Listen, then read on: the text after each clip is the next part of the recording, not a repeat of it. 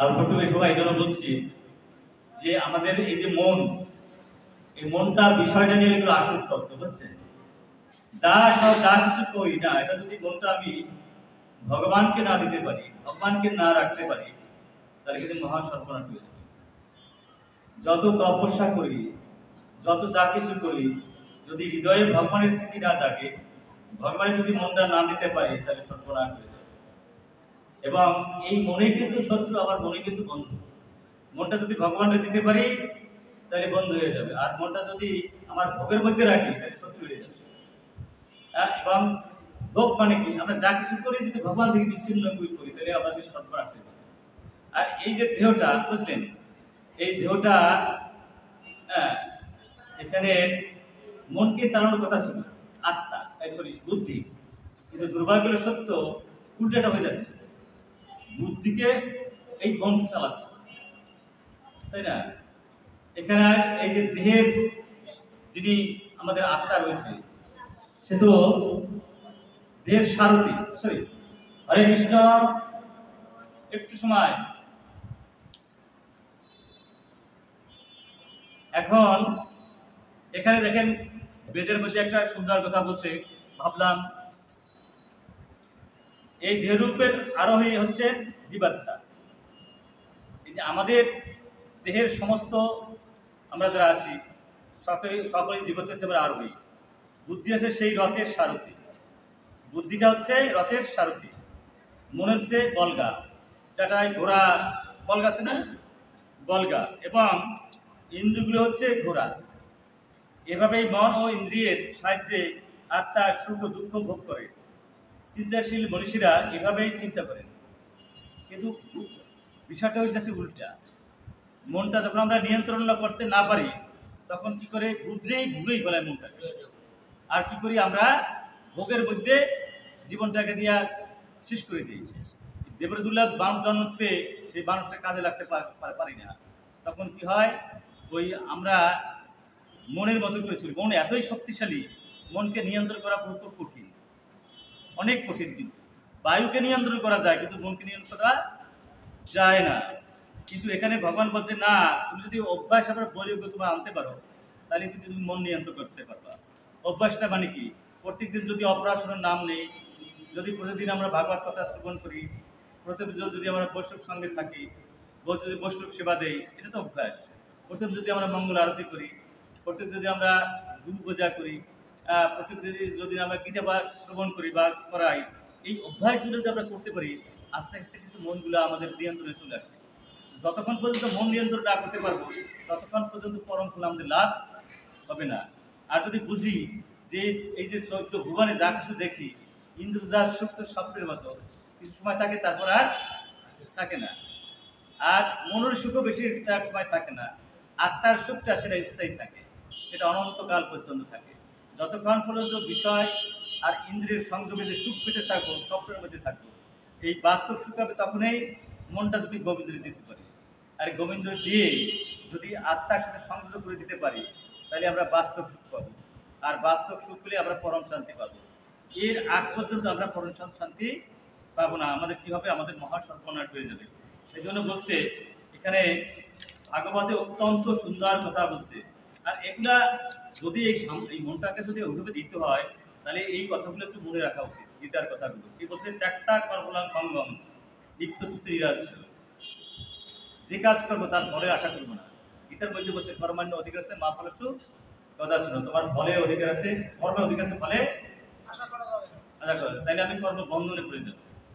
আর এইবার যদি কর্ম করি, তাহলে আমরা কর্মফলের আমরা বন্ধনে পড়বো না। আর সর্বস্বা মনটা কখন আমি দিতে পারবো, যদি আশামুক্ত হই। এই যে বলছে নিরাশী যত চিত্ত আত্মা, আশা রাখলেই এটা নিরাশা চলে আসবে। যত আশা করবো, সব আশা কোনোদিন পূরণ হবে না। যখন পূরণ হবে না, তখনই মন চঞ্চল হয়ে যাবে। মনকে আমরা ভগবানকে রাখতে পারবো না, যেটা পাবো না সেটার দিকেই মন চলে যাবে। সেই জন্য আমাদের কি করা উচিত, আশা শূন্য হওয়া উচিত। এবং বলছে ত্যাক্ত সর্বপরিগ্রহ, কোনো মাতবাড়ি করা যাবে না। মাতবার হলো ভগবান, কর্তা হলো ভগবান, মালিক হলো ভগবান। শুধু শরীরটা বাঁচানোর জন্য যেটুকু করা সেটা করা উচিত। কারণ আমরা যত ধনী হয়, যত জ্ঞানী হই, আর যত মানি হই, মাথা তার দুটো হয়ে যায় না, কান তো সাইড হয়ে যায় না, হাত সাইকেল হয়ে যায় না, তাহলে খালি খালি ছুটাছুটি করবে কেন? সুতরাং যখন যা পাই তাই যদি আমি সন্তুষ্ট থাকি তাহলে কিন্তু মনকে কন্ট্রোল করা যায়, নইলে কখনো মনকে কন্ট্রোল করা যায় না। এই জন্য গীতায় বলছে যদৃশা লভ সন্তুষ্ট, যখন যা পাবে তাই সন্তুষ্টের সিদ্ধে গ্রহণ করবে। অন্য যে আমার সে ধনী হয়েছে, জ্ঞানী হয়েছে বা বুদ্ধিমান হয়েছে, সুন্দর হয়েছে, এদিকে ভাবানো যাবে না, কারণ ও পূর্ব কর্মফল, ও যেভাবে কর্মফল করছে সেইভাবে সে ধনী হয়েছে, জ্ঞানী হয়েছে, মেম্বার হয়েছে, চেয়ারম্যান হয়েছে, এমপি হয়েছে, মন্ত্রী হয়েছে। আমার কর্মফল নাই, আমি তাই হতে পারিনি। সেইভাবে যদি আমরা দেখি তাহলে আমার কিন্তু এই আশ্চর্য আসবে না।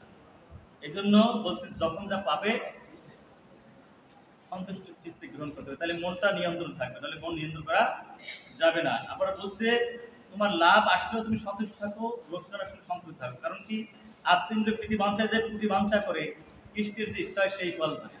কৃষ্ণের ইচ্ছা ছাড়া একটা পাতাও যেন ধরে না, ওই তোমার দুঃখ ওটা ভগবান ইচ্ছায় আসছে, তোমার যে সুখ ওটা ভগবানের জিন্দে আসছে।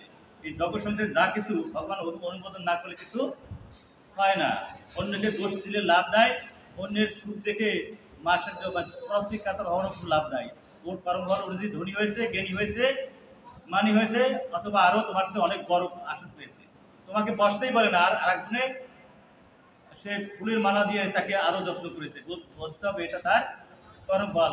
অন্যটা দেখে আর হাউতাস করার কোনো উচিত হবে না। যদি তাই করো তাহলে তোমার মন কখনো নিয়ন্ত্রণ হবে না, তাহলে তুমি বাঁচবা কেমনি? রাগ দেশ বিভক্তি, তোমার যখন তোমার এই জীবন চালন করবা তখন তোমার রাগও থাকবে না, দেশও থাকবে। তুমি যা পাবা ভালো, আর না পেলেও ভালো। এবং কি বলছে তোমার আত্মাটা সংযত করবা, সংযত করে এভাবে যদি চলো তাহলে তোমার মন নিয়ন্ত্রণ এসে যাবে। হ্যাঁ, এই জন্য অনেক সময় আমরা ভাবি যে শশাকরা পৃথিবীর মালিক বলে কি পারা যাবে না, তাও পারা যাবে। যে অম্বরীশ, আমাদের ভক্ত অম্বরীশ, সে তো করেছিল, সে ভাবেছিল কি মহারাজ অম্বরীশ ছিলেন ভগবান শ্রী বাসুদেবের এবং ভগৎ ভক্ত মহাত্মাদের এক পরম ভক্ত। তারা এই ভক্তির প্রভাবে তিনি সমগ্র জড় জগৎকে একটি মাটির ঢেলার মতো তুচ্ছ মনে করেছিলেন। কথা বলতে গিয়ে এখন সমস্যা হচ্ছে, যেটা আসল কথাই বলা হচ্ছে না। এই যে আমাদের এই দেবদুল্লাহ মানব জন্ম সার্থক করতে পারবো মনটা যদি ভগবানে দিতে পারি। যদি আমরা মনটা বিষয় দিয়ে থাকি তাহলে আমাদের দেবদুল্লাহ মানব জন্ম আত্মঘাতী হবে। আর যদি ভাবতে পারি এই জগৎ সংসার ঢেলার সাদৃশ্য, ঠিক অমৃতদার যেমন হয়েছিল, তাই না? কারণ যদি ঢেলার সাদৃশ্য না হয় তাহলে এটা তো যদি মূল্যবান বস্তু হতো, তাই না? তাহলে তো আমাকে পরম শান্তি দিতে পারে। যত বড় জ্ঞানী হই আর মানি আর ধনী হই, আমি তো শান্তি পাচ্ছি না। আমরা দৌড়াদৌড়ি তো বন্ধ হচ্ছে না, দৌড়াদৌড়ি বন্ধ হবে যদি আমি শ্রেষ্ঠ বস্তুটা পাই। শ্রেষ্ঠ বস্তু হচ্ছে ভগবান, শ্রেষ্ঠ হচ্ছে ভগবানের প্রেম। আর এটা পেতে হলে আমি এমনি পাবো না, পাবো বৈষ্ণবের কি পায়। এই জন্য বলছে মহাসভা দ্বারাম তমোদরম যদি তোমার সঙ্গী সঙ্গম। যতক্ষণ পর্যন্ত আমি মহতের সেবা না দেব ততক্ষণ পর্যন্ত এই মনকে আমি নিয়ন্ত্রণ করতে পারবো না। আর সেই মহৎ কারা, যারা একনিষ্ঠ লাভ করছে ভগবানে, সেই সমস্ত মহতের কৃপা নিতে হবে, তাহলে আমরা মহৎ হইতে যাবো। মহৎ হলে মনটা নিয়ন্ত্রণ হবে। সেটা হলে সরগোস্বামী, সেটা পূর্বদূর, সে আমার গুরুদেব। এই সমস্ত মহাজনের কাছে গিয়ে আমাদের যদি আমরা তাদের ইতিহাসগুলো শুনি, তাদের কথাগুলো শুনি, আস্তে আস্তে মনগুলো আমার নিয়ন্ত্রণ হয়ে ভগবানে দিতে পারবো। যতক্ষণ পর্যন্ত ভগবানকে মন না নিতে পারবো ততক্ষণ পর্যন্ত আমার পরাণ পাওয়া হবে না, এটা আমাদের বুঝতে হবে। আর যদি পরম পাওয়া না হবে, পরম শান্তি কখনো পাবো না। আমরা বিশ্ব ভক্ত হয়ে হয়তো আমাদের একটু ঊর্ধ্বগতি হবে, একটু সুখ পাবো, একটু জনলোক মহালোক তপলোকে যাবো, কিন্তু পরম শান্তি পাবো না যতক্ষণ পর্যন্ত পরমে যুক্ত না হতে পারবো। আর পরমে যদি যুক্ত হতে চাই তাহলে অবশ্যই আমার ভজনশীল হতে হবে। কুকুর বিড়ালের মতো জীবনযাপন করলে চলবে না। কুকুর বিড়াল হানিটা ভয় মধ্যে ব্যস্ত থাকে, আমি যদি আহ্নিতার ভয়ের মধ্যে ব্যস্ত থাকি, আমি যদি চারটে নিয়ম পালন না করি, হ্যাঁ, ভগবানের যুক্ত না হই, ভক্ততে যুক্ত না হই, ভাগবতে যুক্ত না হই, গীতায় ভক্ত যুক্ত না হই, তাহলে আমার পরম পাওয়া কোনোদিন হবে না। আমাকে তপস্যা করে যুক্ত হতে হবে, নাহলে আমি ঝরা পাতার মতো হয়ে যাবো। তাই গীতায় বলছে যুক্ত কর্মফল ত্যাগটা শান্তিরাপ্তি নষ্টম অযুক্ত কান্তরণ পরিশক্ত নিবদ্ধতে। যতক্ষণ পর্যন্ত ভগবানে যুক্ত না হবা, বৈষ্ণবে যুক্ত না হবা, ভাগবতের যুক্ত না হবা, গীতায় যুক্ত না হবা, ততক্ষণ তুমি ঝরা পাতার মতো, তোমার মন খালি জড়বস্তুতে ঘোরাফেরা করবে, তোমার ইহকাল নষ্ট, পরকাল নষ্ট। যদি আমার এই মনটাকে আমি নিয়ন্ত্রণ করতে চাই তাহলে সারগুরু কৃপা লাগবে, শাস্ত্রের কৃপা লাগবে, বৈষ্ণবের কৃপা লাগবে। এই কৃপা পেতে পেতে ভগবানের কৃপা পেয়ে যাব।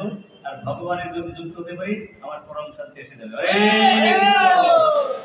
জয় শ্রীকৃষ্ণ চৈতন্য, প্রভু নিত্যানন্দ, শ্রী অদ্বৈত গদাধর শিবাসাদি গৌর ভক্তবৃন্দ। হরে কৃষ্ণ কৃষ্ণ কৃষ্ণ হরে হরে, হরে রাম রাম রাম হরে হরে। জয় গুরু, জয় নিতাই। জানতে অজান্তে কোনো অপরাধ হলে ক্ষমা করবেন। আমি কথাগুলো বলতে পারলাম না, যেহেতু সময় হয়ে গেছে। উচিত ছিল যে কথা বলার উচিত সেটা শুরু করা উচিত ছিল, শুরু করতে করতে দেরি হয়ে গেল। আর আপনাদের চরণে আমার আকুল প্রার্থনা, যে কথা আমি মনে মুখে বলি সেটাতে জীবন দিয়ে যেন আচরণ করতে পারি। বলুন আরেকবার, জয় শ্রীকৃষ্ণ চৈতন্য, প্রভু নিত্যানন্দ, শ্রী অদ্বৈত গদাধর শিবাসাদি গৌর ভক্তবৃন্দ। হরে কৃষ্ণ কৃষ্ণ কৃষ্ণ হরে হরে, হরে রাম